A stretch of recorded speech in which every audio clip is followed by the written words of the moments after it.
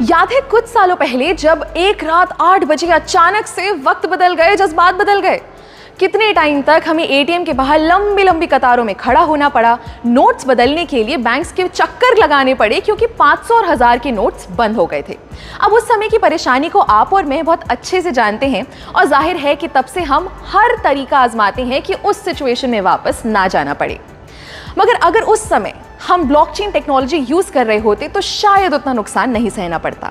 नमस्कार, आज हम बात करेंगे क्रिप्टो करेंसी के एक बहुत अहम पहलू पर जिसका नाम है ब्लॉकचेन।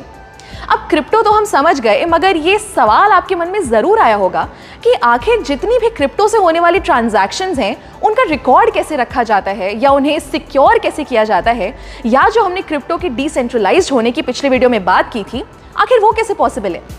इस सब का एक ही जवाब है ब्लॉकचेन। ब्लॉकचेन एक बड़ा सा बटा हुआ डेटाबेस है जो हजारों लाखों कंप्यूटर्स पे शेयर्ड होता है और ये सारे कंप्यूटर्स आपस में कनेक्टेड होते हैं। आसान भाषा में कहें तो जैसे एक दुकानदार अपने पास एक रजिस्टर बना के रखता है ना कि कितना राशन आया, कितना बिका, ठीक वैसे ही ब्लॉकचेन एक डिजिटल रजिस्टर की तरह होता है। अब वैसे तो ब्लॉकचेन का कई सेक्टर्स में इस्तेमाल हो सकता है, मगर ये हाल ही में सबसे ज्यादा पॉपुलर हुआ क्रिप्टो करेंसी से होने वाली ट्रांजैक्शंस के लिए। वैसे तो ब्लॉकचेन एक एक्सपेरिमेंट के तौर पर 1991 में आया था, मगर इसका इस्तेमाल शुरू हुआ 2009 में जब बिटकॉइन आया। जी हाँ, कुछ सुना सुना लगा। सातोशी नाकामोटो ने जब 2009 में बिटकॉइन शुरू किया, तब ही बिटकॉइन के आसपास उन्होंने ब्लॉकचेन का कॉन्सेप्ट यूज किया। चलिए इसको जरा ऐसे समझते हैं। फर्ज कीजिए आपने बिटकॉइन से कुछ खरीदा या बिटकॉइन खरीदा, तो ये जो ट्रांजैक्शन हुई, ये इंफॉर्मेशन एक ब्लॉक के फॉर्म में बन के सेव हो गई। फिर आपने उस बिटकॉइन को बेचा तो फिर से एक ब्लॉक बन गया। अब ऐसे ही आप जितनी बार ट्रांजैक्शंस करेंगे तो उसका एक ब्लॉक बनता जाएगा और वो सारे ब्लॉक्स एक चेन से जुड़ते जाएंगे, इसलिए इसका नाम है ब्लॉकचेन। सिंपल। मगर ये हमारे ट्रांजैक्शन यानी लेन देन के डेटा को सेव कैसे रखता है?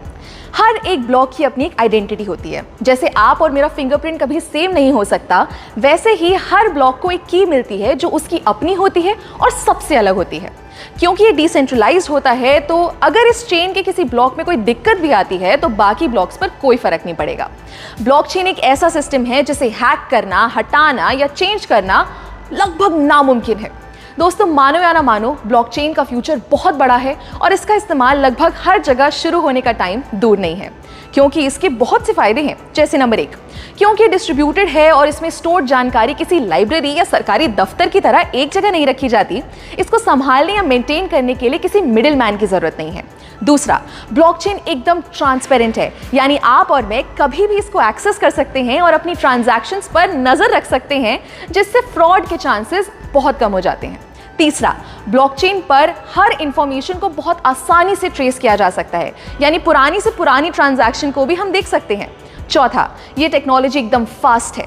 हर चीज़ का लिखा हुआ रिकॉर्ड बनाने में बहुत टाइम और मेहनत लगती है, मगर वही जानकारी को अगर ब्लॉकचेन के जरिए सेव करें तो वो बहुत आसानी से और बहुत जल्दी हो जाएगा। और आखिरी, जैसा मैंने पहले भी बताया कि ये बहुत सेफ है, तो आप टेंशन फ्री होकर इसका इस्तेमाल कर सकते हैं। क्या आपको पता है, बहुत से भारतीय बैंक्स ने इस ब्लॉकचेन टेक्नोलॉजी को ऑलरेडी यूज करना शुरू कर दिया है, जैसे ई-केवाईसी के लिए, ई सिग्नेचर के जरिए ऑनलाइन डॉक्यूमेंट्स या कागजात वेरीफाई करने के लिए, कमर्शियल लेटर्स बनाने के लिए इत्यादि। हमारी प्लानिंग कमीशन यानी नीति आयोग ने भी ब्लॉकचेन पर व्हाइट पेपर पब्लिश कर दिया है, जिसमें ई गवर्नेंस को लेकर इसके इस्तेमाल की बात की गई है। एक मजे की बात बताऊं, 2010 में पहली बार फ्लोरिडा के एक आदमी ने 10,000 बिटकॉइन से 2 पिज्जा खरीदे थे, और आज एक बिटकॉइन की अगर कीमत लगभग 15 लाख रुपए है, तो अनुमान लगाइए 10,000 बिटकॉइंस की कीमत क्या होगी।